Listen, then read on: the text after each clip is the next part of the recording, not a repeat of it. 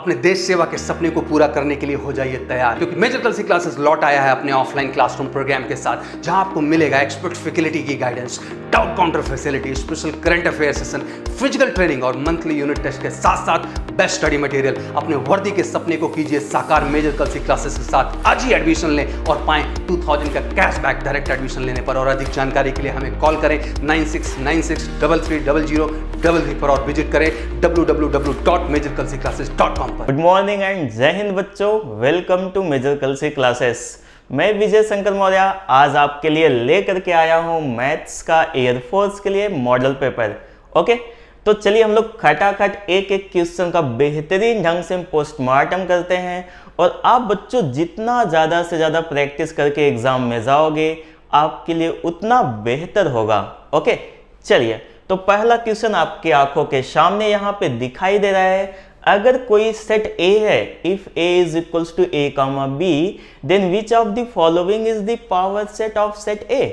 यानी ये जो समुच्चय A है, सेट A है, इसमें कितने एलिमेंट्स हैं? तो आप बोलोगे सर 2 एलिमेंट्स हैं। तो आपको पता है जो पावर सेट होता है वो क्या होता है? सेट का आपका जो सबसेट होता है, उप समुच्चय होता है, उसका समुच्चय होता है, यानी सेट ऑफ सबसेट। तो सबसे पहले सबसेट बनाओ। आप बोलोगे सर इसमें 2 एलिमेंट है तो 4 सबसेट होंगे 2 पावर 2। तो आपको पता है सबसे पहला जो सबसेट होगा उप समुच्चय होगा 5। देन आफ्टर 1 एलिमेंट्स एक A, फिर देखिएगा B और फिर देखिएगा क्या हो जाएगा A, B। ओके, तो ये देखिए हमारे पास उप समुच्चय बन गए, यानी सबसेट बना किसका? सेट A का। अगर हम इसका सेट बना दें तो उसी को अपन क्या बोलते हैं? पावर सेट बोलते हैं। तो आप बोलोगे सर पावर सेट को P से लिखते हैं तो PA is equals to this. ऐसा कोई ऑप्शन दिखाई दे रहा है क्या? तो आप बोलोगे sir option D is correct. तो आप खटाक से बिना सॉल्व किए हुए क्या करते? आप खटाक से बिना सॉल्व किए हुए डायरेक्ट आंसर दे सकते थे। सर 2 एलिमेंट हैं, 4 उप समुच्चय बनेंगे, कौन से? 5AB और AB। तो यहाँ पे आप बोलोगे sir direct answer D, but कोई ना, आप खटाखट ठोकिएगा, बट यहाँ एक बार हम अपन समझ लेते हैं अच्छे से। चलिए नेक्स्ट पे अपन प्रोसीड करते हैं बच्चों। तो ये देखिएगा सेकंड क्वेश्चन। सेकंड क्वेश्चन आपका क्या है? Which of the following trigonometrical form. Trigonometrical form को ही हम लोग बोलते हैं कौन सा फॉर्म? Polar form. ओके, तो चलिए आपको पता है जो z दे रखा है बच्चों, ये क्या है? -√3 + i। तो आप बोलोगे सर यहाँ पे देखिए x की जो वैल्यू है -√3 है और y की वैल्यू कितनी है? 1। तो mod z आपको पता है ना बच्चों कैसे निकालते हैं? आप बोलोगे सर √x² + y²। ओके, वैसे आप फाइनली आंसर दे सकते हो खटाक से। √3 का स्क्वायर 3 + 1 4, 4 का स्क्वायर √2। ओके, चलिए तो यहाँ से देखिएगा mod of z is equals to -√3 का स्क्वायर 3, 1 का स्क्वायर 1। तो आप बोलोगे सर 3 + 1 4, और 4 का जो स्क्वायर रूट होता है वो क्या होता है बच्चों? 2 होता है। तो आप बिना सॉल्व किए हुए जनरली इतना तो आप बता सकते हो। अब बोलोगे सर सबसे पहले अल्फा निकाल लेते हैं। अल्फा इज इक्वल्स टू क्या होता है? tan inverse mod of y upon mod of x। तो आप बोलोगे sir mod of y upon mod of x, it means tan inverse y की वैल्यू कितनी? 1। mod means only numerical value, सिर्फ संख्यात्मक मान लेना है, तो 1/√3। आप बोलोगे सर 1/√3 tan में 60 डिग्री की वैल्यू होती है। तो आप बोलोगे sir alpha is equals to π/6। लेकिन ये जो पॉइंट है सेकंड क्वाड्रेंट में है, द्वितीय चतुर्थांश में है, तो जो आर्गुमेंट होगा थीटा होगा वह पाई माइनस अल्फा होता है। तो आप बोलोगे सर पाई माइनस अल्फा बोले तो कितना? π/6, दैट इज 5π/6। ओके, अब आपको पता है जो आपका पोलर फॉर्म होता है वो क्या लिखते हो बच्चों? आप r ब्रैकेट में cos theta + i sin theta. तो आप बोलोगे सर r भी हमें पता हो गया है, थीटा भी पता हो गया है, वैल्यू रख देते हैं। तो r की वैल्यू आप बोलोगे sir 2, that is mod z cos 5π/6 + i sin 5π/6। ऐसा कौन सा ऑप्शन मैच कर रहा है? सेकेंड ऑप्शन मैच कर रहा है। ओके, तो आपको मैंने बोला आप ये सारा प्रोसेस नहीं करना है, ये तो सिर्फ अपन समझने के लिए करते हैं।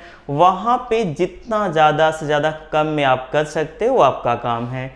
जैसे मॉड जेड अपन ने ये सारा प्रोसेस करके निकाला, आप सीधे बोल सकते हो सर √3 का स्क्वायर 3, i मीन्स 1 है तो 1 का स्क्वायर 1, 3 + 1 4 और 4 का स्क्वायर √2। तो आप खटाखट निकाल सकते हो, कोई प्रॉब्लम्स नहीं होगी, पेशेंस रखो और ठोक दो। ओके, चलिए नेक्स्ट पे अपन प्रोसीड करते हैं बच्चों।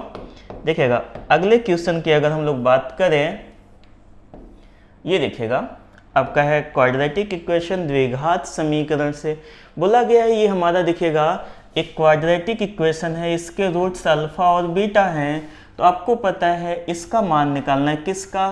तो आप बोलोगे सर 1/अल्फा + 1/बीटा -2 अल्फा बीटा। तो आप बोलोगे सर इसका एलसीएम ले लेते हैं तो क्या मिल जाएगा? Alpha beta. तो ये देखिएगा beta plus alpha cross multiply करेंगे और -2 अल्फा बीटा। जैसे ही आपने बोला सर इसका रूट अल्फा बीटा होगा तो आप बोलोगे सर अगर ऐसा है तो देखिएगा यहाँ पे क्या हो जाएगा, आप बोलोगे sir alpha plus beta sum of roots -b/a that is 5 हो जाएगा। अल्फा बीटा c/a, a की वैल्यू 1 तो क्या हो जाएगा? 4 हो जाएगा, राइट है। तो अब देखिएगा आप क्या करोगे, बोलोगे सर वैल्यू रख देते alpha plus beta 5, alpha beta कितना 4 -2 × 4, राइट है। सिंप्लीफाई कर लेते हैं तो आप बोलोगे सर यहाँ पे कुछ नहीं है तो 1, एलसीएम ले लेते हैं बच्चों अपन 4, 5 4 2 8, 8 4 बताइएगा 32। तो यहाँ पे देखिएगा 32। अब आप बोलोगे सर सिंप्लीफाई कर लेते हैं तो ये देखिएगा हो जाएगा -27 हो जाएगा। जब आप इसे सिंप्लीफाई करोगे तो अपान कितना 4, सही है। तो ये देखिएगा -27/4 that is option C is correct. अब आपको इतना सारा बार बार प्रोसेस नहीं करना है, सीधा इसको लिख देना अल्फा प्लस बीटा अपान alpha beta. Alpha plus beta की वैल्यू खटाक से पुट करो, अल्फा बीटा की वैल्यू खटाक से पुट करो और आंसर बता दो क्या आएगा। ओके, चलिए नेक्स्ट की बातें करते हैं बच्चों अपन। क्वेश्चन नंबर 4 ये देखिएगा आपका सीक्वेंस सीरीज से है। तो आप बोलोगे सर इसका एन टर्म का सम निकालना है। तो ये देखिएगा बच्चों इसको अपन लिखेंगे क्या 1 - 1/2। तो ये देखिए 1/2 है। ये देखिएगा 3/4 को लिखेंगे 1 - 1/4 that is 3/4, okay, plus 1 - 1/8 that is 7/8 plus dot dot dot dot ऐसे चलता चला जाएगा। कितने टर्म का सम निकालना है? एन टर्म का सम निकालना है। अब देखो सबका फर्स्ट टर्म लिख लो 1 + 1 + 1 ऐसे कितने टाइम्स? एन टाइम्स, यानी एन बार। कितने टाइम्स आएगा? N times. बाकी से माइनस कॉमन ले लीजिएगा, क्या मिलेगा 1/2 plus 1/4 plus 1/8 plus dot dot dot कहाँ तक? एन टाइम्स तक। कितने टाइम्स तक? एन टाइम्स तक, यानी एन बार तक। अब आप बोलोगे सर 1 को एन टाइम्स ऐड करेंगे तो एन बन जाएगा माइनस, ये देखिए आपका गुणोत्तर श्रेणी बन रहा है, यानी ज्योमेट्रिक प्रोग्रेशन।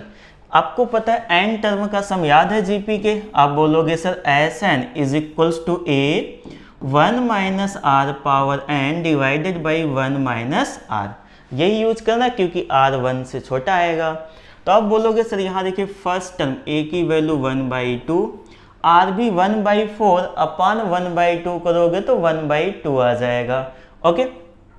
यहाँ देखिएगा 1 - r power n, okay, divided by आप बोलोगे सर 1 - r, r बोले तो 1/2, राइट है। अब देखिएगा यहाँ से क्या हो जाएगा n माइनस, यहाँ पे देखिएगा 1/2, ये देखिएगा आपको मिल जाएगा 1 माइनस, ये देखिए ऊपर जाएगा 2 पावर -n। किसी भी क्वांटिटी को डिनोमिनेटर से न्यूमरेटर में ले जाएंगे तो पावर का साइन चेंज हो जाता है। Divided by 1 - half that is half, half half क्या हो जाएगा? कैंसल आउट हो जाएगा। सिंप्लीफाई करिएगा तो आपको मिलेगा n - 1 minus minus plus 2 power -n। Match करा लीजिए, कौन सा मैच कर रहा है? तो आप बोलोगे सर इसको लिख देते हैं 2 power minus n plus n minus 1, that is option C is correct. बात समझ में आ गई? तो चलिए अब हम लोग नेक्स्ट क्वेश्चन की तरफ बढ़ते हैं बच्चों। देखिएगा अगले क्वेश्चन की अगर हम लोग बात करें, ये देखिएगा आपका 5th क्वेश्चन बोला गया how many 5 digit odd number can be formed, 5 अंकों की कितनी विषम संख्याएं बनाई जा सकती हैं। कितने अंकों की? 5 अंकों की। तो आप बोलोगे सर 1 2 3 5 है, तो आपको पता है यहाँ पे हमारे पास 3 ऑड डिजिट हैं। आपको पता है अगर इकाई के स्थान पे विषम संख्याएं आ जाएंगी तो विषम अंक हो जाएंगे, यानी विषम अंक आ जाएंगे तो विषम संख्याएं बनेंगी। यानी यहाँ पे पॉसिबिलिटी है 1 आ जाए, 3 आ जाए और 5 आ जाए। यानी इसको फिलअप करने के 3 वे होंगे, 3 तरीके होंगे, लेकिन भरा तो कोई एक जाएगा। तो 5 अंकों में से एक अंक यहाँ आ गया है, चाहे 1 आएगा, चाहे 3 आएगा, चाहे 5 आएगा, लेकिन फिलअप करने के वे कितने हो जाएंगे? 3। एक कम हो गया तो यहाँ आप देखिए 4 वे, फिर 3, फिर 2, फिर 1, क्योंकि रिपीटिशन अलाउड नहीं है, पुनरावृत्ति संभव नहीं है। फटाफट से मल्टीप्लाई कर दीजिएगा। तो आप बोलोगे सर 4 तिहाई 12 दूनी 24 तिहाई 72, यानी 72 आपका आंसर हो जाएगा। चलिए अगले क्वेश्चन पे फटाफट मूव करते हैं बच्चों। तो ये देखिएगा ये प्रोबेबिलिटी का क्वेश्चन है कि 2 पासे को फेंका जा रहा है, 2 डाइस को फेंका जा रहा है, प्रोडक्ट 12 या 15 आए, या तो 12 आए या तो 15 आए। तो आप बोलोगे सर 12 आना तो पहले पॉसे पर 2 आए 6 आए, या फिर 6 2 आए 3 4 आ जाए, 4 3 आ जाए, और 15 की बात करें तो 3 5 जा 15, 5 3 जा 15, यानी टोटल फेवरेबल आउटकम्स कितने हो जाएंगे? देखिएगा 6, और आपको पता है 6 अपान टोटल आपका क्या हो जाएगा? 36। तो 6 6 जा 36, 6 6 के 36, यानी 1/6। ये देखिए फेवरेबल आउटकम्स अपान टोटल आउटकम्स, अनुकूल परिणामों की संख्या बटे कुल परिणामों की संख्या हमारी प्रायिकता कहलाती है, यानी 1/6 option A is correct. Okay बच्चों, चलिए नेक्स्ट पे हम लोग प्रोसीड कर लेते हैं। ये देखिएगा आपका बाइनोमियल का क्वेश्चन है, coefficient of x power -1 in the expansion of this. आप बोलोगे सर यहाँ पे हम लोग TR+1 जानते हैं, क्या होता है? NCR x के power n-r y power r, किसके एक्सपेंशन में? x प्लस y के पावर n के एक्सपेंशन में। फटाफट यहीं लगाइएगा। तो आप बोलोगे सर n का मान 8 है, तो NCR x बोले तो x ही है, तो n-r y बोले तो 1/x² पावर क्या हो जाएगा? r, राइट है। अब आप बोलोगे सर 8CR, इसे बैलेंस करो तो x पावर 8 -2r -3r, इसको ऊपर ले जाओगे तो यहाँ पे देखिएगा 8 -3r, क्यों ये ऊपर जाएगा? -2r, बेस सेम होगा तो पावर का सम होता है, तो 8 -3r। आप बोलोगे सर 8 -3r के प्लेस पे कितना होना चाहिए? -1, क्योंकि x पावर -1 चाहिए। तो आप यहाँ से कर लीजिएगा 8 -3r = 1। कैलकुलेट करिए, 8 + 1 9, 3 3 जा 9, r = 3। तो आप बोलोगे सर जो कोफिशिएंट है HC3 है, यानी HCR है, R की वैल्यू क्या आ गई? 3 आ गई, यानी HC3 आपका क्या हो जाएगा? आंसर हो जाएगा। ओके ओके, ये देखिएगा नेक्स्ट क्वेश्चन आपका मैट्रिक्स का है। बोला गया है कि क्या आपसे AIJ में रिलेशन दे रखा है, ठीक है, और आपसे पूछा गया है, देखिए रिलेशन क्या है यहाँ पे अपन लिख लेते हैं, AIJ = 2i - 3j, और जो A बनाना है उसका ऑर्डर क्या होना चाहिए? 2 × 3। चलिए देख लेते हैं आगे क्या करना है। ये देखिए हमारे पास ऑप्शन है, तो अब I और J, A11 निकाल लेते हैं पहले फटाफट। तो आप बोलोगे सर A11 निकाल लें, तो I के प्लेस पे 1, J के प्लेस पे 1, 2 - 3 दैट इज -1। 2 क्रॉस 3 यानी ये तो हो नहीं सकता है, ये देखिए या तो इसमें पॉसिबिलिटी या तो इसमें या तो इसमें। तो A11 -1 सिर्फ एक ही ऑप्शन में मैच कर रहा है, तो हमें पूरा काम करने की कोई रिक्वायरमेंट नहीं है। अगर मान लीजिए -1 सभी में मैच करता तो हम लोग A12 निकाल लेते, A12 भी मैच कर लेता तो A13 निकाल लेते। ओके, जैसी रिक्वायरमेंट होगी उतना ही काम करना है, यहाँ पे हमें पूरा मैट्रिक्स नहीं बनाना है। ओके, चलिए नेक्स्ट पे हम लोग मूव कर जाते हैं बच्चों। ये देखिएगा डिटर्मिनेंट का क्वेश्चन है, ये दे रखा है मैग्नीट्यूड ए भी दे रखा है, आपसे पूछा गया है, देखिएगा क्या पूछा गया है, determinant of 3AB is equals to. ध्यान दीजिएगा ए और बी दोनों सेकंड ऑर्डर के मैट्रिक्स हैं। अगर कोई भी कांस्टेंट मैट्रिक्स के साथ मल्टीप्लाई है और उसका डिटर्मिनेंट लिया जाएगा तो जो कांस्टेंट होगा वो क्या हो जाएगा, बाहर आएगा, लेकिन किसके साथ, जो मैट्रिक्स का ऑर्डर होगा। तो आप बोलोगे सर यहाँ 3 पावर 2 बाहर आ जाएगा क्योंकि ऑर्डर क्या है, 2 है। अगेन ये दिखेगा determinant of A into determinant of B हो जाएगा। तो आप बोलोगे सर ये हो जाएगा 3 3 जा 9 हो जाएगा। क्या हो जाएगा, 3 3 जा 9 हो जाएगा। ए का डिटर्मिनेंट कितना है -1, बी का डिटर्मिनेंट 3, 9 3 जा 27 यानी ये हो जाएगा -27। ओके, तो ये देखिएगा आपका ऑप्शन सी इज करेक्ट। चलिए अब हम लोग नेक्स्ट क्वेश्चन की तरफ प्रोसीड करते हैं। ये देखिएगा y(f(x) is equals to x²। अब आप बोलोगे सर ये तो पैराबोला है, कुछ ऐसा ही शेप बनेगा, लेकिन इसका डोमेन ऑल रियल नंबर चलेगा। लेकिन यहाँ पे अगर हम लोग को डोमेन की बात करें तो वो भी ऑल रियल नंबर, लेकिन इसका जो रेंज आ रहा है वो क्या है, 0 से इनफाइनाइट तक। आप बोलोगे सर हॉरिजॉन्टल लाइन अगर हम लोग ड्रॉ करें तो ये ग्राफ को मोर देन 1 पॉइंट पे इंटरसेक्ट कर रहा है। अगर हमारा हॉरिजॉन्टल लाइन क्षैतिज रेखा एक से अधिक पॉइंट पे इंटरसेक्ट करेगा तो यह मेनी वन फंक्शन हो जाएगा, यानी बहु एकाएकी हो जाएगा। और यहाँ पे रेंज और कोडोमेन बराबर नहीं है, परिसर सह प्रांत के बराबर नहीं है, इसलिए आंटू भी नहीं होगा।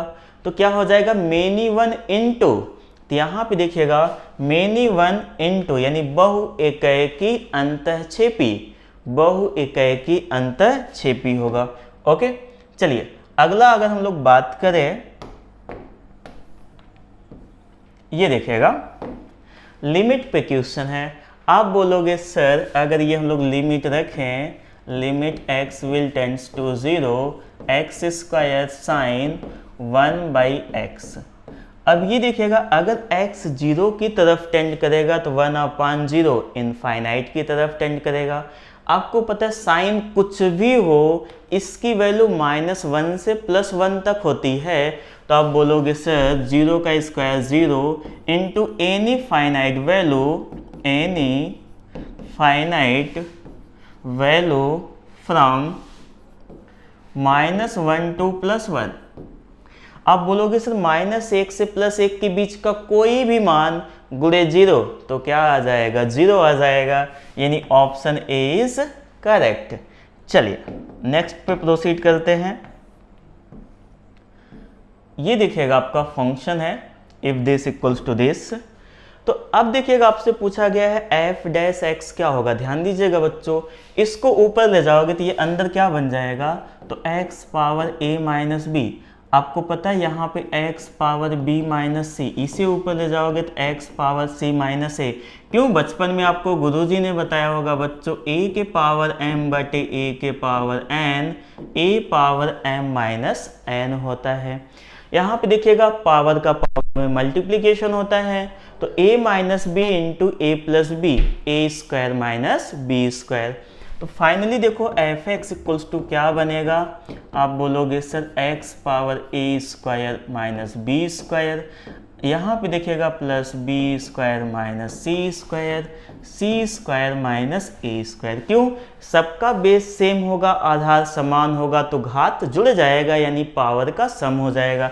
देखो खटाखट ए स्वाहा, सी सी बी सब कैंसल। तो आप बोलोगे सर ये x पावर 0, किसी के पावर 0 की वैल्यू 1, इसका डेरिवेटिव निकालोगे तो आप बोलोगे सर 1 का डेरिवेटिव क्या होता है, 0 होता है। It means option B is correct. चलिए नेक्स्ट पे प्रोसीड करते हैं बच्चों। ये देखिएगा, इसका आपको मिनिमम वैल्यू फाइंड आउट करना है, किसका, एक्स स्क्वायर प्लस 14x। अभी देखो 53 को यानी 53 को आप लिखो क्या, 49 और प्लस 4। ओके, तो ये देखिएगा अगर इन तीनों को कंबाइन करें अपन तो ये बनेगा x प्लस 7 का होल स्क्वायर प्लस 4। आपसे पूछा गया मिनिमम वैल्यू, तो आपको पता है इसमें कोई भी चेंज नहीं आएगा, इसकी मिनिमम वैल्यू 0 होगी, तो 0 plus 4 that is 4। Option C is correct. चलिए नेक्स्ट पे हम लोग प्रोसीड कर लेते हैं। ये देखिए एप्लीकेशन ऑफ डेरिवेटिव पे है। क्वेश्चन है कि अगर इफ s इक्वल्स टू, तो आपको क्या दे रखा है, T cube minus 4t square plus 5। अब आपको v निकालना है, तो इसका 1 टाइम डिफरेंशिएशन करिए, तो 3t स्क्वायर माइनस 4 टू ज़ा 8t। एक्सेलरेशन निकालना है, 1 टाइम और डिफरेंशिएट करिएगा, 3 टू ज़ा 6t माइनस 8। ओके, बोला एक्सेलरेशन यानी जो त्वरण है इसका क्या है, 0 है। तो आप बोलोगे सर यहाँ से t निकालेंगे तो 8/6, 2 4 ज़ा 8, 2 3 ज़ा 6, तो ये दिखेगा 4/3 सेकेंड। लेकिन निकालना क्या अपने को, वेलोसिटी, तो v वाले इक्वेशन में पुट करिएगा, 3 इंटू 4/3 का स्क्वायर 16/9 माइनस 8 इंटू 4/3। तो फटाफट से सॉल्व करिएगा, 3 3 ज़ा 9, तो आप बोलोगे सर 3 एलसीएम ले लीजिएगा, 16 माइनस 8 4 ज़ा 32, 8 4 ज़ा 32, तो ये देखिएगा आपको मिल जाएगा -16/3 यूनिट पर second. It means option first is correct. Okay, चलिए हम लोग नेक्स्ट क्वेश्चन की तरफ बढ़ते हैं बच्चों। ये देखिएगा आपका इंटीग्रेशन का क्वेश्चन है।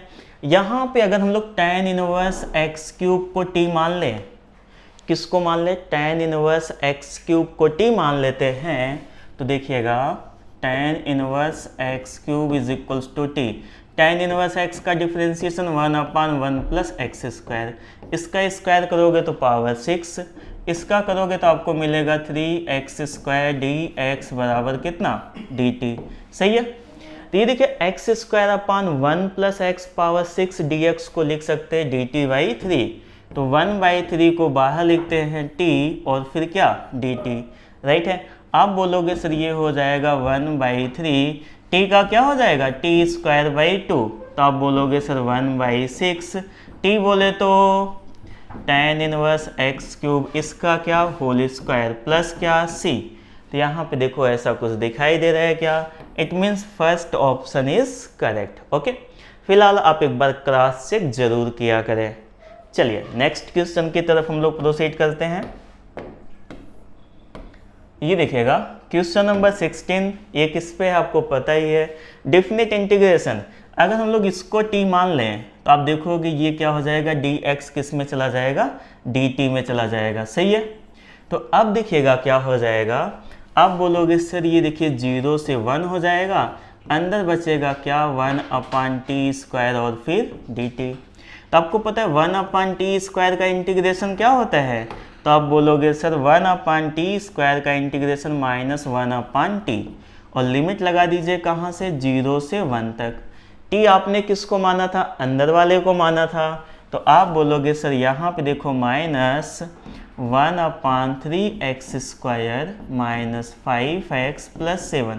लिमिट को यहाँ अपन चेंज नहीं कर रहे हैं, तो 0 से 1। चलो फटाफट से सॉल्व कर लेते हैं। -1 रखोगे तो 5 प्लस 3 कितना हो जाएगा, 8। हाँ, 7 plus 3 10, 10 minus 5 5, it means 1/5 minus 0 रखोगे तो 1/7। यहाँ से देखिए आपको क्या मिल जाएगा, माइनस, यहाँ पे देखिएगा 5 7 जा 35, 7 माइनस कितना हो जाएगा, 5।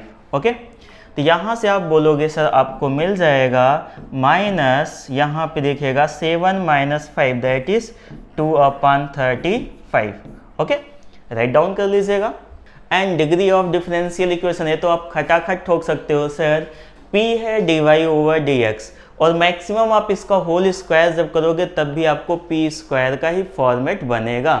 तो जब आपका p स्क्वायर का ही फॉर्मेट बनेगा तो आप बोलोगे सर जो इसकी ऑर्डर है वो तो 1 ही होगा, और डिग्री क्या है 2, यानी option A is correct. Next question पे अगर हम लोग प्रोसीड करें बच्चों तो यहाँ पे देखिएगा,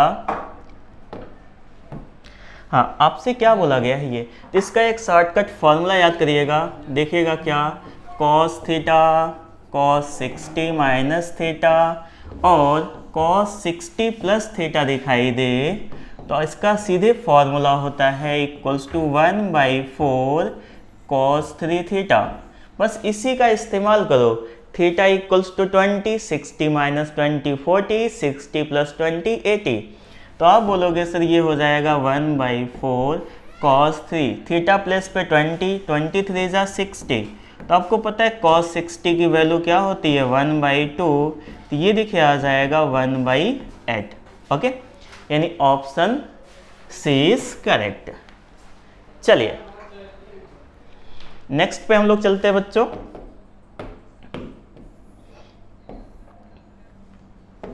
ये देखिएगा इनवर्स ट्रिग्नोमेट्रिक, यहाँ से आपको क्या करना है, देखिएगा 4 sin इनवर्स x यही है, प्लस कितना है cos inverse x is equals to pi. आप इसको देखो लिख सकते हो 3 sin inverse x plus sin inverse x plus cos inverse x is equals to pi. अब आप बोलोगे sir sin inverse x plus cos inverse x पाई/2, राइट साइड ले जाओगे तो आपको मिल जाएगा क्या 3 sin inverse x pi minus पाई/2। तो आप बोलोगे सर ये तो फाइनली पाई/2 आ जाएगा। तो ये देखिएगा 3 को डिवाइड कर दीजिएगा तो आपको मिल जाएगा sin inverse x equals to पाई/3 2 जा 6, तो x इक्वल्स टू साइन पाई/6। आपको पता है पाई/6 मीन्स 30 डिग्री, तो साइन 30 की वैल्यू क्या होती है 1/2। It means option B is correct. Okay, चलिए question number 20, sine theta plus cos theta equals to √2। तो यहाँ पे देखिएगा sine theta plus cos theta equals to क्या है √2। तो √2 को डिवाइड करो तो यहाँ पे देखो हो जाएगा 1/√2 क्या साइन थीटा प्लस बोलिएगा बच्चों 1/√2 कॉस थीटा इक्वल्स टू 1। तो यहाँ पे देखो ज़्यादातर जो फॉर्मेट है कॉस के रूप में, तो इसे कॉस के फॉर्म में बना लो। तो आप बोलोगे सर इसे लिख देते हैं 1/√2 साइन 45 साइन थीटा, इसे क्या लिख दे कॉस 45 दैट इज पाई/4 कॉस थीटा इक्वल्स टू 1। याद करो बचपन वाला formula cos A cos B plus sine A sine B, cos A minus B, A that is theta B that is पाई/4। तो cos A minus B, cos 1 किसकी value होती है 0 degree की होती है, सही है। तो आप बोलोगे sir cos theta equals to यहाँ पे देखिएगा 1, तो थीटा इक्वल्स टू होता है बच्चों कितना 2n पाई, क्या होगा 2n पाई। तो यहाँ cos theta equals to cos alpha, alpha अगर 0 हो गया है तो कॉस थीटा इक्वल्स टू आपको पता है यहाँ पे देखिएगा आपको क्या मिल जाएगा थीटा इक्वल्स टू, हाँ यहाँ से देखिए आपको थीटा इक्वल्स टू मिल जाएगा, इसको राइट साइड शिफ्ट करिएगा तो आपको मिलेगा 2n पाई प्लस पाई/4। क्यों, आपको पता है ना क्या cos theta equals to cos alpha, तो थीटा इक्वल्स टू होता है 2n pi plus minus alpha, और अल्फा क्या है 0 है, तो आपको मिल गया theta equals to 2n pi, theta बोले तो थीटा माइनस पाई/4, theta equals to 2n pi plus पाई/4। ओके, चलिए तो 2n पाई प्लस पाई/4 that is option C is correct. ये देखिएगा इन विच, इसका शॉर्टकट याद करो बच्चों, अगर इन दोनों पॉइंट्स को ज्वाइन करने वाले लाइन का रेशियो चाहिए तो पहले ऊपर वाले पॉइंट को सेटिस्फाई करो। तो आप बोलोगे सर यहाँ देखिएगा 2 2 जा 4 -4 और माइनस क्या 6 डिवाइडेड बाई कितना 6, यहाँ पे रखोगे 6 2 जा 12 हो जाएगा। यहाँ से देखिएगा माइनस का 4 माइनस का 6, राइट है, सिंप्लीफाई कर लो 4 से 4 कैंसल आउट हो जाएगा, -6 अपान यहाँ पे देखिएगा 2 हो जाएगा, 2 3 जा 6, तो -3/1। तो आप यहाँ से खुद से चेक कर लेते हो कौन सा ऑप्शन करेक्ट होगा। External division 3:1। ओके, बाह्यतः विभाजन होगा 3:1 का। ओके, चलिए नेक्स्ट पे हम लोग प्रोसीड कर लेते हैं बच्चों। The value of K for which the concurrent, concurrent mean संगामी, अगर तीन रेखाएं एक ही बिंदु से होकर के जाती हैं, हम क्या करते हैं, पहले और दूसरे इक्वेशन को सॉल्व कर ले। तो यहाँ पे देखोगे x का कोफिशिएंट 1, यहाँ पे 2, दोनों को इक्वल कर लो। पहले वाले में 2 से मल्टीप्लाई करो, 2x माइनस 2 2 ज़ा 4y प्लस 2 1 ज़ा 2 इक्वल्स टू 0। सेकेंड इक्वेशन को लिखेगा 2x minus 5y plus 3 equals to 0। इन दोनों को सब्ट्रैक्ट कर दीजिए, तो ये देखिए माइनस माइनस प्लस हो जाएगा और ये क्या हो जाएगा, तो यहाँ नीचे वाले पर सब्ट्रैक्ट करते हैं। तो यहाँ से देखिए आपको क्या मिल जाएगा, ये माइनस माइनस प्लस, ये माइनस, ये कैंसल आउट हो जाएगा। 5y minus 4y that is y। यहाँ पे देखिएगा -1 इक्वल्स टू 0, तो आप बोलोगे sir y equals to 1। y की वैल्यू यहाँ पे पुट करिए तो आपको मिल जाएगा x की वैल्यू कितनी आ जाएगी, 1। तो x भी 1 आ गया और y भी 1 आ गया। यहाँ पे रख दीजिएगा लास्ट वाले में, किस में, 5x की वैल्यू 1 माइनस 9y की value 1 plus k equals to 0। तो 5 9 यहाँ पे -4 प्लस k इक्वल्स टू 0। तो आप बोलोगे sir k equals to 4, that is option B is correct. Okay, चलिए ये देखिएगा आपको इसेंट्रिसिटी निकालना है एलिप्स का, दीर्घवृत्त का। तो आप बोलोगे सर इसे सिंप्लीफाई कर दे, x स्क्वायर 4 9 36 हो जाएगा, प्लस वाई स्क्वायर बाई कितना हो जाएगा, 4 इक्वल्स टू 1। तो आपको पता है यहाँ a is greater then b है, तो फॉर्मूला क्या होता है, b स्क्वायर बराबर a square 1 minus e square, ellipse है तो b स्क्वायर आपको पता है कितना है 4, a स्क्वायर आपको पता है डिवाइड कर दे 9 is equals to 1 minus e square, सही है। तो e स्क्वायर बराबर कितना हो जाएगा, 1 माइनस 4/9।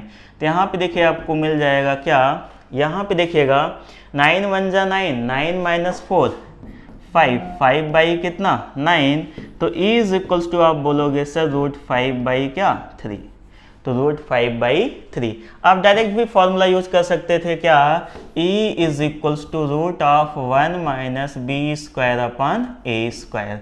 तो आप ये भी यूज कर सकते हो, मर्जी आपकी, आप चाहे जैसे करो, आंसर सही आना चाहिए, विद इन टाइम आना चाहिए। ओके, चलिए नेक्स्ट क्वेश्चन की तरफ प्रोसीड करते हैं बच्चों। ये देखिएगा 24 वेक्टर पे है। आप बोलोगे सर इसको अगर हम लोग सिंप्लीफाई करें तो मिलेगा i cross i plus i cross j, ऐसा ही होगा, और फिर क्या हो जाएगा plus i cross k। Okay, तो ये देखिए 0 हो जाएगा, यहाँ पे देखिएगा i j k हो जाएगा, i k माइनस j हो जाएगा, सही है। आपको याद है ना, देखिएगा i होता था, j होता था और k होता था, तो ये एंटी क्लॉकवाइज आएंगे तो माइनस का, तो यहाँ से देखिए आपको मिल जाएगा कितना, माइनस का j प्लस का k। तो आप बोलोगे सर इनका मैग्नीट्यूड लेना है, तो ये आ जाएगा -1 का स्क्वायर प्लस 1, 1 का स्क्वायर 1 दैट इज √2।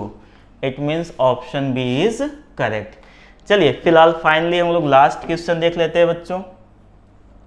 ये देखिएगा जो अपना लास्ट क्वेश्चन है क्या बोल रहा है, what is the equation of straight line passing through 1 1 1। एक कोई स्ट्रेट लाइन है जो किससे पास आउट हो रहा है, 1 1 and perpendicular to this plane, यानी इसका जो डायरेक्शन रेशियो है ए बी सी, ये देखिए आपका क्या होगा 2 3 एंड -1। तो जब हमें डायरेक्शन रेशियो पता है, पॉइंट पता है, तो इक्वेशन लिखो x minus x1 upon a is equals to y minus y1 upon b is equals to z minus z1 upon c that is -1। तो ऐसा कोई ऑप्शन मैच कर रहा है क्या, option B is correct. Okay, तो आपने देखा बच्चों हम लोगों ने फटाफट क्या 25 क्वेश्चन को सॉल्व किए। हो सकता है थोड़ा सा टाइम आपको लगे, ज़्यादा लगा हुआ है, लेकिन जब आप सिर्फ और सिर्फ पेपर सॉल्व करोगे तो टाइम बहुत ही कम लगेगा। बी कॉन्फिडेंट, आप लोग हमेशा कॉन्फिडेंट रहें और क्वेश्चन को आराम से इत्मीनान से करें। अगर आपका कॉन्सेप्ट क्लियर है तो कोई भी क्वेश्चन छूटेगा नहीं। ओके बच्चों, अपने देश सेवा के सपने को पूरा करने के लिए हो जाइए तैयार, क्योंकि मेजर कल सी क्लासेस लौट आया है अपने ऑफलाइन क्लासरूम प्रोग्राम के साथ, जहां आपको मिलेगा एक्सपर्ट फैकल्टी की guidance, doubt counter facility, special current affair session, physical training और मंथली यूनिट टेस्ट के साथ साथ बेस्ट स्टडी मटेरियल। अपने वर्दी के सपने को कीजिए साकार मेजर कल सी क्लासेस के साथ। आज ही एडमिशन लें और पाएं 2000 का कैशबैक डायरेक्ट एडमिशन लेने पर। और अधिक जानकारी के लिए हमें कॉल करें 9696330033 पर और विजिट करें www.majorkalsiclasses.com पर। जय Hind students and good morning. This is Ansari sir, English faculty, और मैं आपका स्वागत करता हूं अपने इस यूट्यूब चैनल पर। बच्चों, मैं आज आपके सामने एयरफोर्स के एक्स ग्रुप के मॉडल पेपर को लेके आया हूं, जो कि आप लोगों के लिए बहुत ही इम्पोर्टेंट है। और इतना ध्यान रहे कि ये मॉडल पेपर है। मॉडल पेपर का मतलब होता है कि एक आपको आइडिया मिल जाता है कि भाई किस तरीके के क्वेश्चंस आते हैं और कैसे क्वेश्चंस करने होते हैं। तो आइए बिना देर किए हुए हम लोग स्टार्ट करते हैं। जैसा कि आप जानते हैं कि 20 क्वेश्चंस होते हैं, जिसमें पूरी वैरायटीज़ होती हैं। तो आइए पहले क्वेश्चन की तरफ देखते हैं। हमारा जो पहला क्वेश्चन है वो है identify the incorrect spelled word.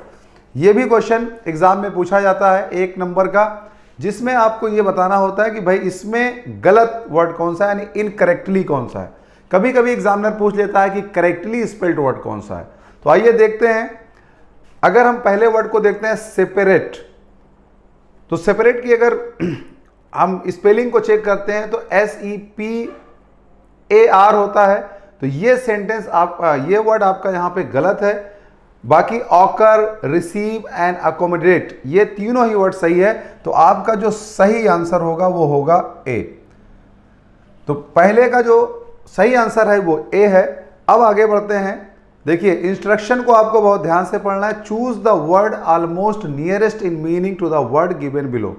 यहां पे क्या कह रहा है कि एक वर्ड आपको दिया गया है जस्ट, और उसका सिनोनिम बताना, यानी कि नियरेस्ट मीनिंग को आपको बताना है। तो हम देखते हैं, मीनिंग हमें पता होनी चाहिए। जब भी आप सिनोनिम या एंटोनिम कर रहे हैं तो आपको मीनिंग जरूर पता होनी चाहिए। जस्ट यानी उत्साह से इसका मतलब उत्साह होता है, जोश होता है। अब हम देखते हैं कि पैशन है।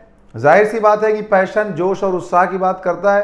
अपैथी जो निराशा की बात करता है। लेजी यानी सुस्तपन की बात करता है। और बोर्डम ये भी बोरियत की बात करता है। तो सही हमारा आंसर क्या होगा? ए होगा, यानी जस्ट का जो सिनोनिम है वो आपका पैशन होगा। आगे बढ़ते हैं। फिर यहां पे देखते हैं, choose the word almost opposite in meaning to the word given below.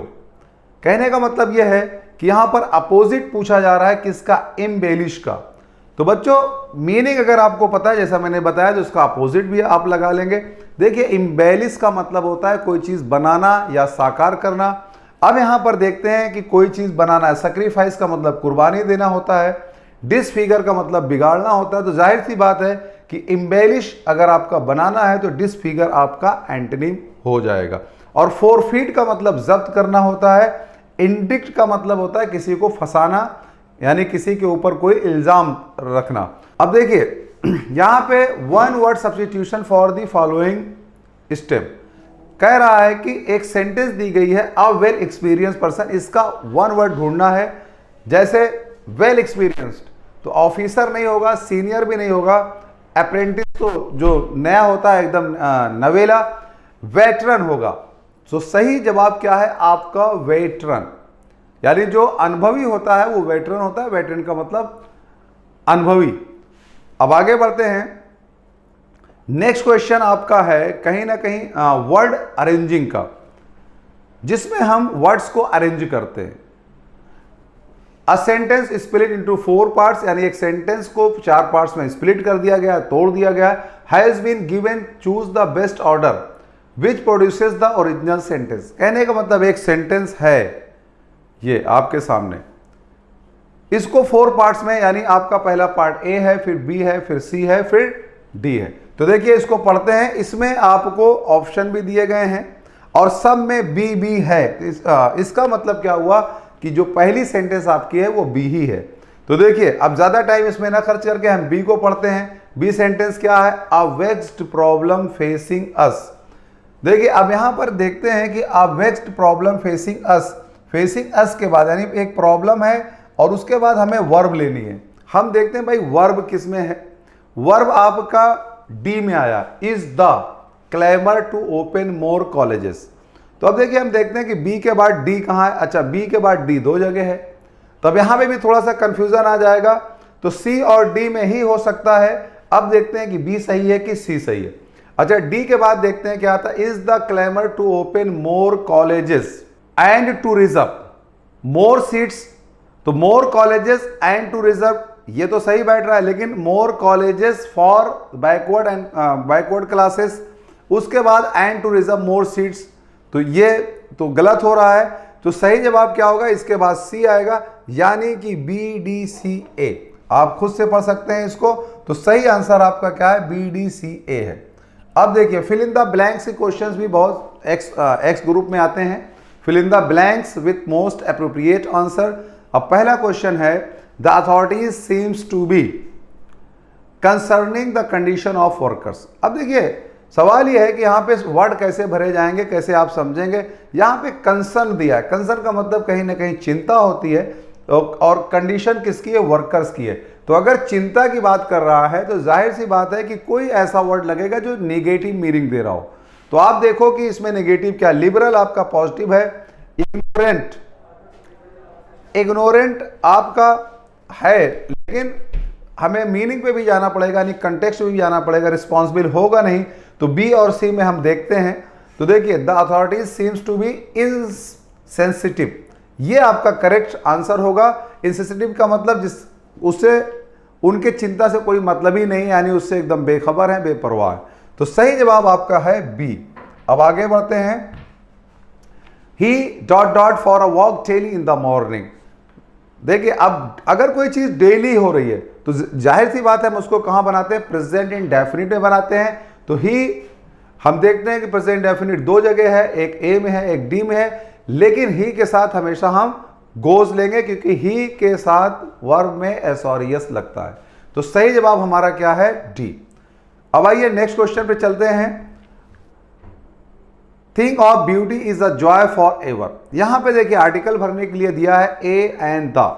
तो एंड तो होगा नहीं, एंड थिंग होता नहीं है, द और वन थिंग होगा नहीं, ए और द में हो सकता है, तो द थिंग ऑफ ब्यूटी। तो यहां पे कोई डेफिनेट चीज है ही नहीं, कौन सी चीज, तो द भी नहीं होगा। सही जवाब होगा कि अ थिंग ऑफ ब्यूटी। तो आपका सही आंसर क्या है, a thing of beauty is a joy for ever. अब आइए नेक्स्ट क्वेश्चन की तरफ। The thunder was accompanied dot dot a heavy rain. अब यहां पे देखिए प्रीपोजिशन भरने के लिए आया, फ्रॉम है, अप है, विथ है, बाई है। अकम्पनी के बाद हमेशा हम लोग बाई का यूज करते हैं, क्योंकि यहां पर वॉज लगा हुआ है। तो the thunder was accompanied by a having rain. From होगा नहीं, फ्रॉम क्योंकि कहीं से आप जुदा होते हैं वहां से लेते हैं। विथ होगा नहीं, अप होगा नहीं, सही आंसर आपका बाय। अब देखिए क्वेश्चन ये आया है कि डिटेक्ट का the noun form of detect is, यानी डिटेक्ट एक वर्ब है, इसका नाउन क्या होगा। तो देखिए डिक्टेटर होगा नहीं, क्योंकि डिक्टेटर का जो वर्ब होता है वो डिक्टेट होता है। डिटेंशन होगा नहीं, डिटेक्टिव ये भी नहीं होगा। तो सही जवाब क्या होगा, डिटेक्शन। तो बच्चों डिटेक्ट का जो सही नाउन है वो डिटेक्शन है, और आंसर हमारा होगा D. Choose the sentence that conveys the same meaning as the given sentence. देखिए ये चेंज करना है, जैसे आपने पढ़ा होगा कि हम सेंटेंस को चेंज करते हैं उसकी मीनिंग नहीं बदलती। तो he is greater than I, he is greater than I, ये आपका कंपैरेटिव डिग्री है, इसको पॉजिटिव में कर दें कि इसकी मीनिंग वही हो। तो ये क्या कह रहा है, he is greater than I, यानी वह मुझसे महान है। अब यहां पे देखिए अगर आप पढ़ते हैं I am not so great as he, तो इसका देखिए एक इसको हम बनाते हैं, जब इसको चेंज करते हैं तो उसका एक लॉजिक है, स्ट्रक्चर है कि सबसे पहले हम लास्ट वाले सब्जेक्ट को लेते हैं। ये लास्ट वाला सब्जेक्ट हम पहले लेंगे, आई हो जाएगा। तो सेंटेंस आपकी प्रेजेंट में है, वही वर्ब लेंगे यानी आई एम। और जब कॉम्परेटिव डिग्री की सेंटेंस पॉजिटिव है तो उसमें निगेटिव लगा देंगे, यानी नॉट लगा देंगे। तो क्या हो जाएगा, I am not so great, I am not so great as he. तो देखिए हमेशा याद रखिए कि पहले आई लीजिए, फिर वर्ब लेंगे और फिर नॉट लगाएंगे, और जब नॉट लगाएंगे पॉजिटिव डिग्री में तो हम सो लेंगे, सो ग्रेट एज ही। तो मेरे हिसाब से यही सही है, बाकी आई एम द ग्रेटेस्ट होगा नहीं, I am as great as होगा नहीं, क्योंकि नेगेटिव हमें चाहिए, ही इज एज ग्रेट, तो नेगेटिव सिर्फ आपका ए में है, तो सही जवाब आपका क्या हो जाएगा, ए। आगे बढ़ते हैं, spot the erroneous part if any in the following sentences. देखिए स्पॉटिंग एरर्स के भी क्वेश्चंस आते हैं, तो स्पॉटिंग एरर्स के जो क्वेश्चंस आते हैं उसमें होता क्या है बच्चों कि एक सेंटेंस को थ्री पार्ट्स में स्प्लिट किया जाता है, उसके किसी एक पार्ट में एरर होती है, अगर नहीं होती तो हमारे पास एक ऑप्शन होता है नो एरर का। आइए देखते हैं, he met with an accident and admitted in the hospital. He met with an accident and admitted in the hospital। बच्चों हमेशा याद रखिए कि एडमिट एक ऐसी वर्ब है जिसके बाद हमेशा टू लगता है। फिर समझिए, एडमिट एक ऐसी वर्ब है जिसके बाद हमेशा टू लगता है, तो एरर आपकी सी पार्ट में होगी और इन की जगह आप क्या करोगे, टू लगा दोगे, तो ये हो जाएगा एडमिटेड टू द हॉस्पिटल, यानी एरर आपकी सी पार्ट में। 13th पे आते हैं, he stole a dog and sold this for ₹50। बच्चों ये प्रोनाउन से क्वेश्चन लिया गया है, ये प्रीपोजिशन से था, ये प्रोनाउन से है। ही स्टोल अ डॉग, उसने क्या चुराया, एक कुत्ता, और उसको बेच दिया। किसको बेचा, कुत्ते को। तो कुत्ते का जो प्रोनाउन आता है वो दिस नहीं होता, वो इट होता है, हमेशा याद रखिए। तो यहां पर सोल्ड इट होगा, ना कि दिस होगा, तो एरर आपकी किस में हो जाएगी, बी पार्ट में। अब देखिए next question, both Mili as well as Meena are beautiful. हमेशा याद रखिए कि जब बोथ से कोई चीज आप जोड़ते हैं तो बोथ के साथ हमेशा एंड आता है। यह कंजंक्शन का क्वेश्चन है, यानी बोथ मिली एंड मीना, तो एज वेल एज की जगह आप क्या करोगे, एंड लगा दोगे, एरर आपकी जो है बी पार्ट में। तो देखिए both Mili and Meena are beautiful, B part में। अब देखिए चेंज द वॉइस, इसमें एक क्वेश्चन आपका वॉइस का भी आता है, जैसे she has done it 5 times since morning. अब she has done it 5 times since morning, हमें वॉइस बनाते वक्त इतना याद रखना होता है कि इसमें एक सब्जेक्ट होता है और एक आपका ऑब्जेक्ट होता है, और जिस टेंस में आपका वॉइस होगा उसी टेंस में, जिस टेंस में वॉइस है उसी टेंस में आप क्वेश्चन को करते हैं। तो देखिए ये प्रेजेंट परफेक्ट है, तो हमें ये देखना है कि इसमें प्रेजेंट परफेक्ट कहां पर है। देखिए इसको क्वेश्चन, इसको जब वॉइस बनाते हैं तो सबसे पहले इट लेते हैं, इट के बाद वही हेल्पिंग वर्ब लेंगे, यानी इट के साथ हैज आएगा और बीन लगाएंगे। तो हम देखते हैं कि भाई इट हैज के साथ बीन कहां पर है। ज्यादा टाइम मत खर्च करिए, इट आपने लिया, हैज लिया, उसके बाद बीन लिया, और कहीं पर भी बीन दिख नहीं रहा है, सी में दिख रहा है, तो आप तुरंत सी में टिक लगा दीजिए। तो it has been done 5 times by her since morning. तो ये था आपका पैसिव वॉइस का क्वेश्चन। अब आइए देखिए, एक पैसेज होता है जिसमें 5 क्वेश्चन पूछे जाते हैं। तो पैसेज को यहां पर मैं पढ़ता हूं, आप भी मेरे साथ पढ़िए, और पैसेज करने के लिए थोड़ा सा कंसंट्रेशन चाहिए, यानी कंसंट्रेट, अपने माइंड को कंसंट्रेट करते हुए पैसेज को 1 या 2 मिनट में पढ़िए, और उसके बाद जो उसमें मेन पॉइंट्स है उसको दिमाग में रखिए, यानी मेन पॉइंट को दिमाग में रखते हुए इस पैसेज को सॉल्व करते हैं। तो आइए फटाफट इस पैसेज को पढ़ते हैं, उसके बाद क्वेश्चन पर आते हैं। Sarika national park is a wild life sanctuary, यानी सारिका नेशनल पार्क जो है वो वाइल्ड लाइफ सेंचुरी, यानी पक्षियों की सेंचुरी है, जानवरों की सेंचुरी है, यानी जहां पे जानवर रखे जाते हैं। Located at distance of 107 kilometre from Jaipur, जो जयपुर से 107 किलोमीटर है। द पार्क पजेजेस, अब देखिए ये मेन पॉइंट हो सकता है कि द पार्क पजेजेस हिस्टोरिकल मॉन्यूमेंट्स, यानी पार्क में क्या होते हैं, ऐतिहासिक स्मृतियां होती हैं, एंड टेम्पल्स भी है, which depict the legacy of the maharajas of Alwar, यानी जो अलवर के महाराजा थे उनकी जो लेजेसी है, लेजेसी का मतलब जो उनके वंशज थे उनके बारे में वो बताता है। The park is bigger than Ranthambore, यानी जो पार्क है वो रणथंबोर से बड़ा है, but has a similar topography, लेकिन इसकी जो जलवायु है या जो चीज़ें हैं वो थोड़ी सी मिलती जुलती हैं। दो दिस सेंचुरी, यद्यपि ये century doesn't have any tiger set, इसमें कोई भी टाइगर नहीं है। Many wild animals dwell on the grounds of this park, यानी बहुत सारे जो जंगली जानवर होते हैं वो यहाँ पे ग्राउंड पर रहते हैं। Apart from other carnivorous and herbivorous, यानी यहाँ पर कैसे जानवर रहते हैं, carnivorous and herbivorous. You can also trace rhesus monkeys, ये जानवर का नाम है, which can usually be seen playing tricks upon each other around the ताड़ वृक्ष, जो लोग ताड़ वृक्ष के अगल बगल खेलते रहते हैं। The park also shelters many birds, park में बहुत सारे बर्ड्स भी हैं, जिसमें बुश कोयल्स भी है, सैंड ग्राउजेस भी हैं, ट्री पाइज भी है, गोल्डन बैग्ड भी है, गोल्डन बैग वुड कीपर्स भी हैं, क्रेस्टेड सरपेंट यानी जो रेंगने वाले सांप होते हैं, eagles and great Indian horned ओइस भी हैं, यानी ये सब जानवरों के नाम है। Animals lover would definitely love this place, यानी जो एनिमल्स लवर हैं वो जरूर इस प्लेस को पसंद करते हैं।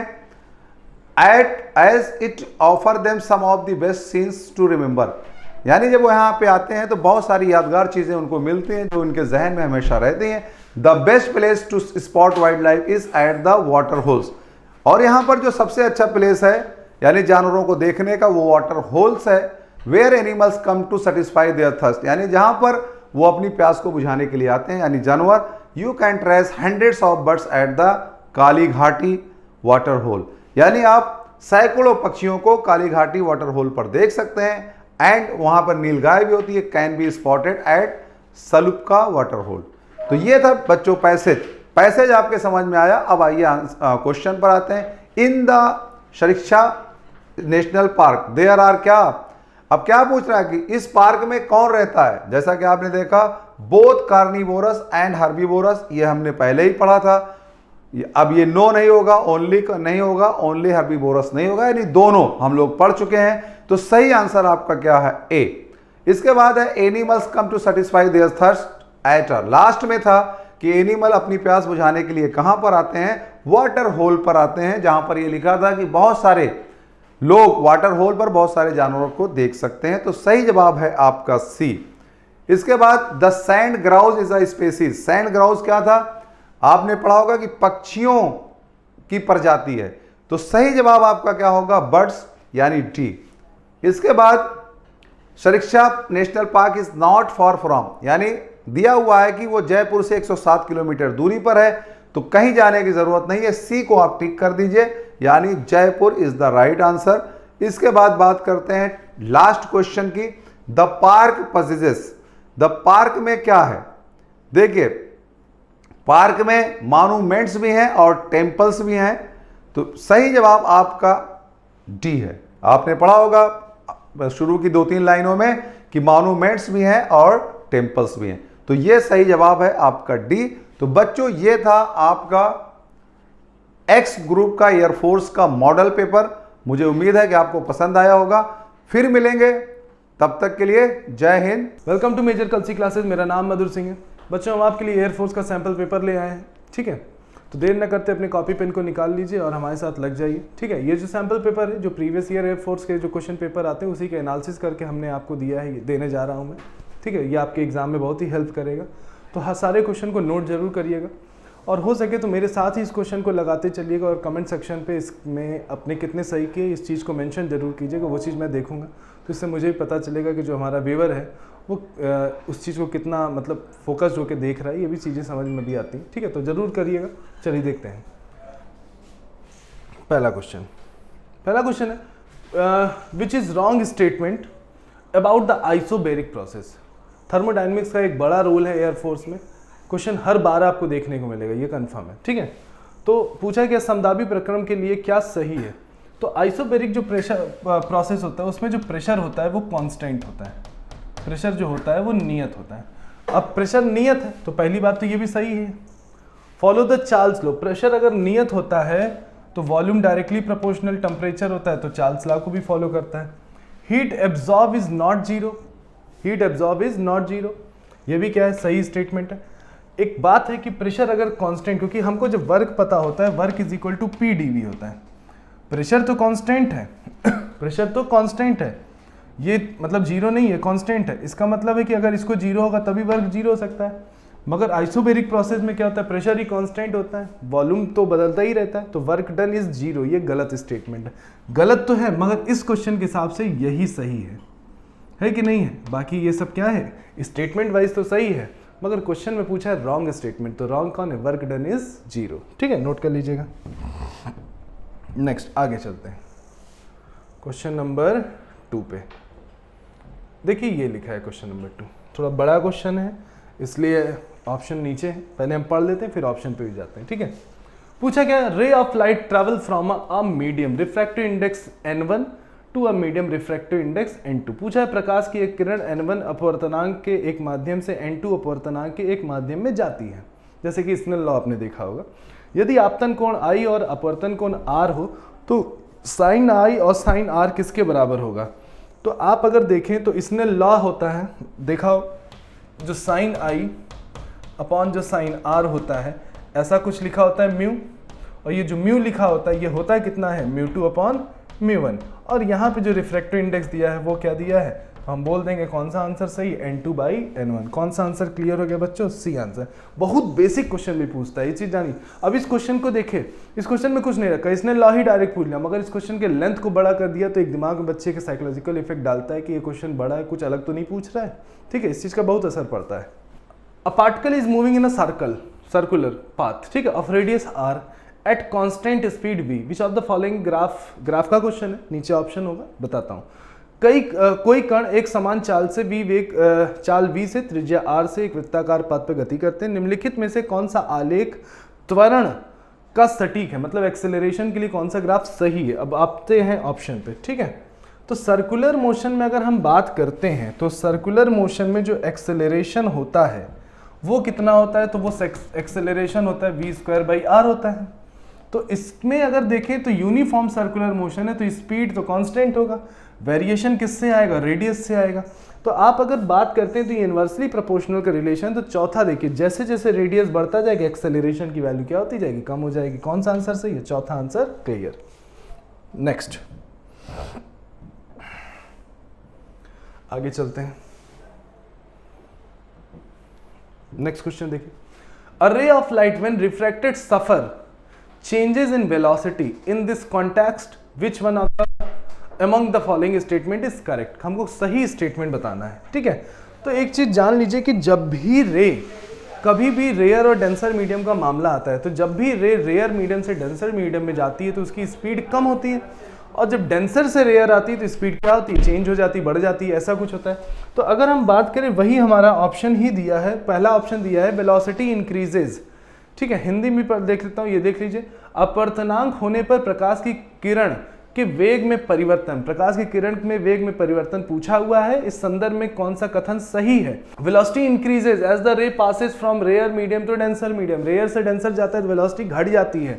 Velocity decreases as the ray passes from denser medium to rare medium.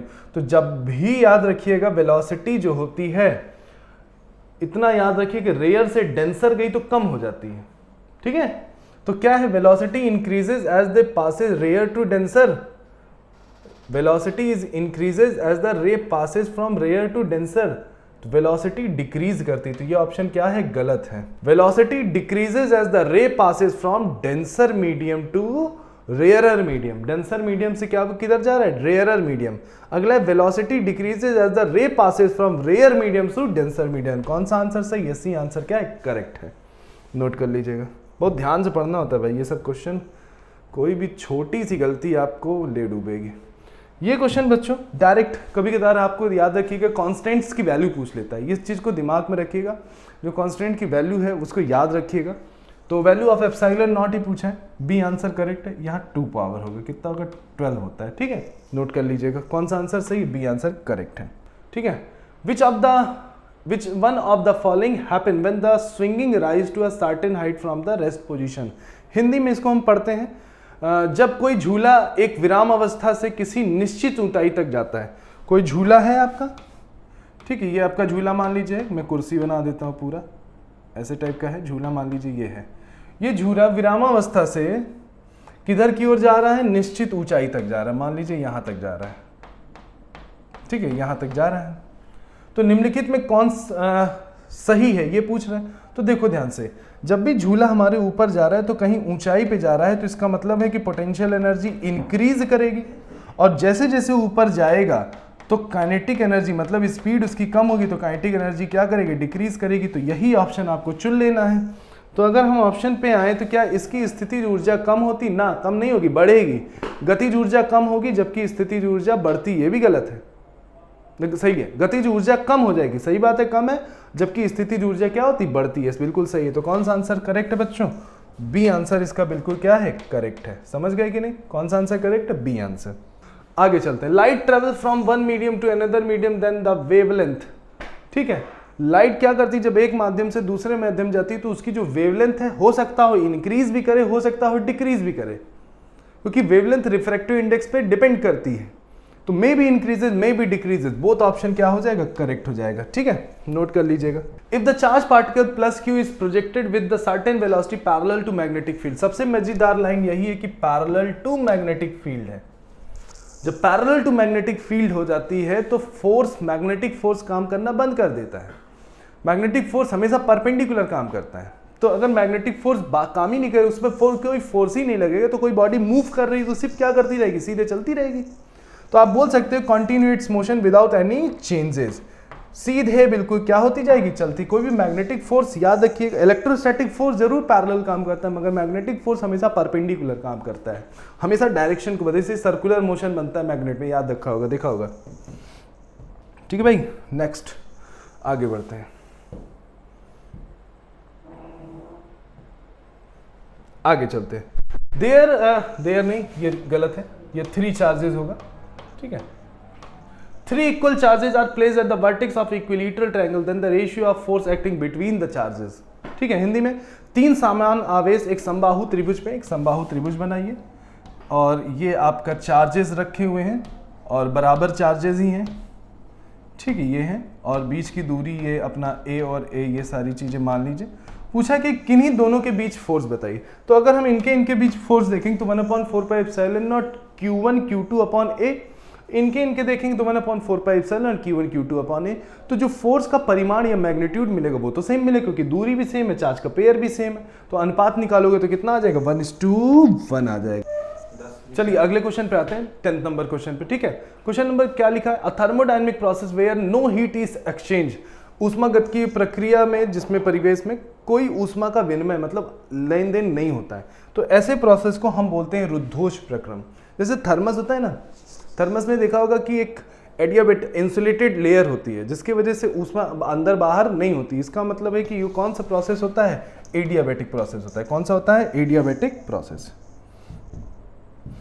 ठीक है। आगे चलते हैं क्वेश्चन नंबर 11 पे।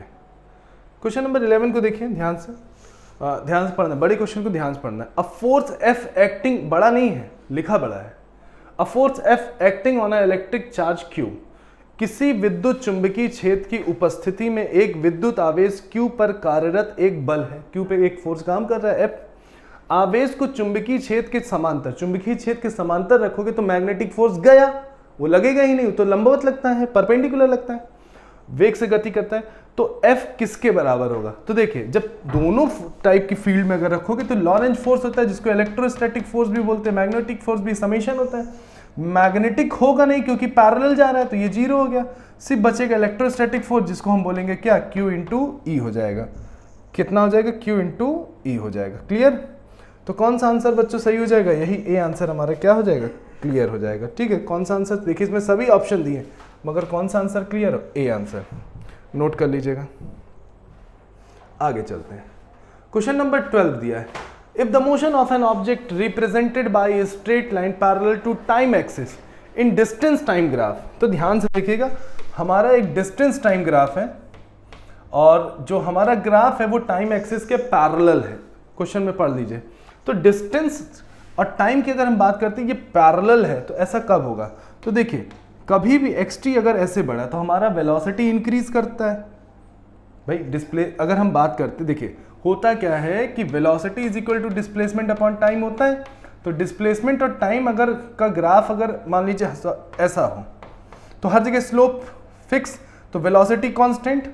अगर ऐसा हो जाता है तो इसका मतलब हम रेस्ट पोजीशन पे आ जाते हैं, और ऐसा होता है तो इसका मतलब है कि डायरेक्शन बदल गया, वेलोसिटी कांस्टेंट, डायरेक्शन बदल गया। तो एक्सटी ग्राफ अगर ऐसा है तो इसका मतलब हम क्या है, रेस्ट में। टाइम बढ़ रहा है मगर डिस्प्लेसमेंट उतना, जैसे ऐसे सोचो टाइम बढ़ रहा है, हम ऐसे ही खड़े हैं, क्या दिख रहा है, रेस्ट में। तो कौन सा आंसर सही हो जाएगा, रेस्ट। तो जीरो वेलोसिटी मोशन हो जाएगा। कौन सा आंसर सही है, डी आंसर क्या है, करेक्ट है। चलो 30 नंबर आते हैं। Magnetic field due to coil of radius r is b, if the radius is half then the magnetic field will be. तो देखो मैग्नेटिक फील्ड अगर हम बात करें, हिंदी में पढ़ लेते हैं, r त्रिज्या के एक छल्ला, तो r छल्ले में मैग्नेटिक फील्ड इनवर्सली प्रोपोर्शनल होती है r की। तो अगर रेडियस को हाफ करेगा तो मैग्नेटिक फील्ड इंक्रीज करेगी, जब रेडियस को हाफ करोगे तो मैग्नेटिक फील्ड दुगनी हो जाएगी। कौन सा आंसर, तो देख के बताया जा सकता है कि कौन सा आंसर हो जाएगा, 2B आंसर। भाई इसको आधा करोगे तो ये दुगना हो गया कि नहीं हो गया, ठीक है। ये सब क्वेश्चन में बहुत समय नहीं लगाना है, तुरंत आंसर पाना है भाई। आगे चलते हैं। ये क्वेश्चन बहुत पेट होता है, कई बार पूछा जा चुका है, इसलिए मैं रख देता हूँ इसको। क्रमशः m और 4m द्रव्यमान के दो पिंड a और b एक रेखीय संवेग से चल, एक ही समान रेखीय संवेग से चल रहे हैं और उनके गतिज ऊर्जाओं का अनुपात पूछा है। तो अगर आपको पता होगा तो p जो होता है वो एक तरीके से 2m होता है, मतलब हम कह सकते हैं कि डायरेक्टली प्रोपोर्शनल जो √k होगा। और अगर बात कर लेते हैं 2m पूरा लिख लेते हैं, क्योंकि पूछा क्या है, गतिज ऊर्जाओं का अनुपात। तो गतिज ऊर्जा की अगर हम बात करते हैं तो ये फॉर्मूला बन जाता है p² डिवाइडेड बाई 2m बन जाता है, ऐसा कुछ। ये तो तुम्हारा कांस्टेंट है, ये भी कांस्टेंट है। तो काइनेटिक एनर्जी इन्वर्सली प्रोपोर्शनल अगर हम बात करते हैं तो कितना है, m हो जाएगा। ध्यान से करिए भाई, क्रमशः m और 4m द्रव्यमान के दो पिंड हैं, एक समान रेखीय संवेग से चल रहे हैं। तो p तो फिक्स, a और b के बीच गतिज ऊर्जाओं का अनुपात। तो गतिज ऊर्जाओं का अनुपात किस पे डिपेंड करेगा, मासेस पे डिपेंड करेगा। तो अगर मासेस पे डिपेंड करेगा तो अगर हम बात कर सकते हैं k1/k2 की अगर हम बात करें तो ये हो जाएगा आपका m2/m1 हो जाएगा। m2 की वैल्यू 4m है और m1 की वैल्यू m है, m से m कट गया तो कितना आंसर हो जाएगा, 4/1 हो जाएगा, मतलब 4:1। बी आंसर क्या हो जाएगा, करेक्ट हो जाएगा। नोट कर लीजिए, ध्यान से पढ़ना है भाई, बहुत ध्यान से, नहीं तो चला जाता है क्वेश्चन। देखिए फोर्स आपको दिया हुआ है, फोर्स क्या है, दिया हुआ है। एक्सेलरेशन भी दिया हुआ है, पूछा क्या है, मास। तो न्यूटन का फॉर्मूला होता है force is equal to ma। Force vector में दिया तो मैग्नीट्यूड निकालो। मैग्नीट्यूड कैसे निकालेंगे ध्यान से देखें तो I के गुणांक का स्क्वायर 36 हो जाएगा, 6 × 36। 8 का स्क्वायर कितना हो जाएगा, 64, 64, और 10 का स्क्वायर मतलब हो जाएगा 100। मास पूछा है और एक्सेलरेशन कितना दिया, 1 दिया है। इसको अगर हम देखें 36, 64, 100, 200 हो जाएगा और ये m हो गया, मास आ गया। इसको हम बोल सकते हैं 10√2 kg। क्या बोल सकते हैं, 10√2। तो हमारा जो मास है वो कितना आ गया, 10√2। देखिए है ऑप्शन, हाँ बी आंसर बिल्कुल है। ये देखिए आपके पास कौन सा सही है, बी आंसर क्या है, करेक्ट। ठीक है, चलिए आगे चलते हैं। लाइट वेव आर, जो लाइट होती है वो इलेक्ट्रोमैग्नेटिक वेव होती है, डायरेक्ट पूछ लिया। लाइट वेव आर क्या होती है, इलेक्ट्रोमैग्नेटिक वेव है। कैसी वेव है, इलेक्ट्रोमैग्नेटिक वेव। ठीक, नेक्स्ट आगे चलते हैं। एनर्जी ड्यू टू, ये चैप्टर बड़ा इंटरेस्टिंग होता है भाई, ये चैप्टर बहुत क्वेश्चन देता होता तो 45 ही मिनट में पढ़ाया जा सकता है, मगर क्वेश्चन ज्यादा देता है ये, इसलिए इसको ध्यान से देखिएगा। Energy stored in electromagnetic wave. Electromagnetic मतलब इलेक्ट्रो भी है, मैग्नेट भी है, तो कितने टाइप की एनर्जी होगी, तो दोनों तरीके की एनर्जी होगी। कौन सा आंसर सही है, सी आंसर क्या है, करेक्ट है। आप भी कहते हो सर पढ़ते हो मत टिक मार देते हो, बिल्कुल है ही नहीं यार कुछ बताने का। देखो ना, जितना बताया उतने ही से, और कुछ तो है ही नहीं बताने का।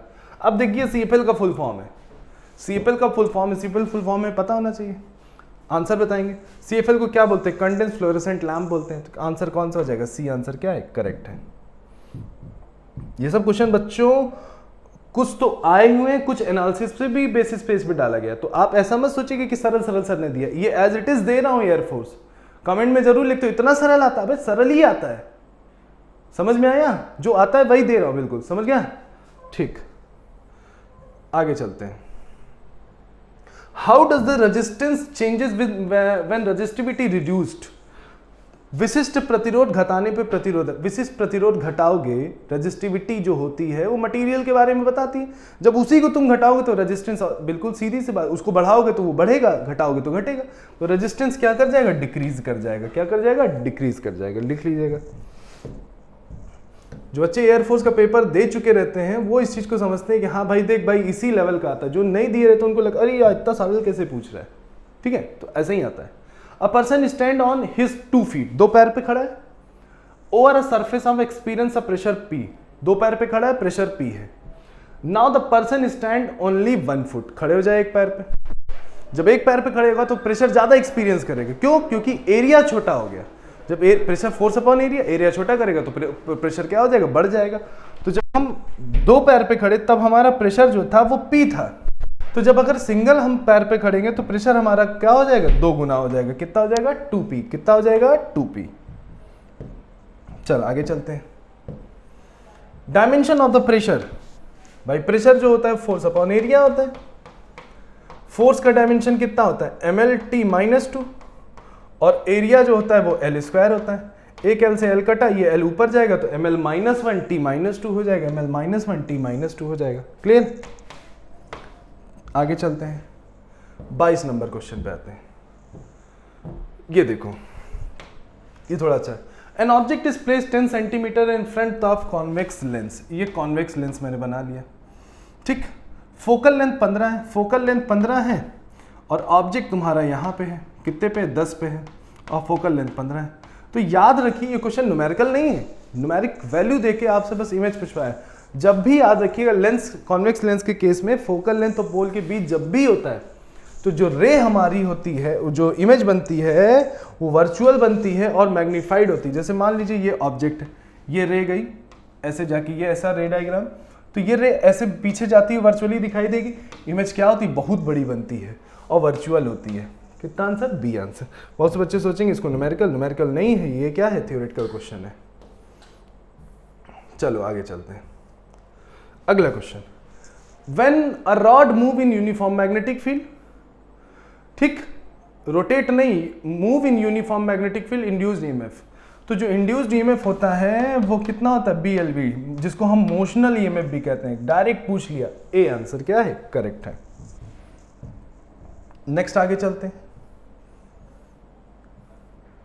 ये जो सैंपल पेपर कराया जाता है ये इसलिए कराया जाता है कि आपको एक एक एनालिसिस मिल सके। हमेशा हम लोग बीच बीच में क्यों दे रहे हैं, एक एनालिसिस मिल सके कि देखो भाई पेपर ऐसा ही आता है। ठीक है, पेपर ऐसे ही है। पढ़ना अगर है, इस कंसेप्ट को सीखना है तो आपको यहाँ आना पड़ेगा, जो सच्चाई है। इसको हम लोग क्यों कराते हैं, देख लो एज इट इज एयरफोर्स ऐसा आता है, और सीखना है कंसेप्ट तो आना पड़ेगा। ठीक, अब चलो ऑप्टिकल फाइबर देखा होगा आजकल, जियो फाइबर, ये फाइबर चल रहा है, नेट जिससे चलता है। इस बेंट एनी मैटर, मुड़ा मुड़ा भी रहता है। What is the inference that one can be drawn from it. Hindi में पढ़ लेते हैं, किस में पढ़ लेते हैं, हिंदी में। अब आगे चलते हैं। प्रकाश तंतु, फाइबर ऑप्टिक जिसे कहते हैं, चाहे वो जैसे भी मुड़ा हो में से प्रकाश गुजर सकता है। ये किसके कारण, तो फाइबर ऑप्टिक्स में टोटल इंटरनल रिफ्लेक्शंस होते हैं। किसमें होते हैं, टोटल इंटरनल रिफ्लेक्शंस होते हैं। अब आगे चलते हैं, जिसको पूर्ण आंतरिक परावर्तन भी कहते हैं। ठीक, चौथा अंश पढ़िए अगर, बहुपूर्ण आंतरिक परावर्तन, यही एक पूर्ण आंतरिक परिवर्तन का ऑप्शन है, बाकी कोई तो है ही नहीं। कौन सा आंसर सही हो जाएगा, चौथा आंसर क्या हो जाएगा, करेक्ट हो जाएगा। नेक्स्ट हम आगे बढ़ते हैं। Water tanker is accelerated, tanker है, पानी भरो, एक्सेलरेट करो, पानी किधर जाना है, पीछे जाना है। ये क्वेश्चन एयरफोर्स में पूछा, एज इट इज पूछा गया है। जो बच्चे दिए होंगे उस चीज को जान रहे होंगे कि इस क्वेश्चन पूछा गया, तो पानी किधर होगा, विल बी मूव बैकवर्ड।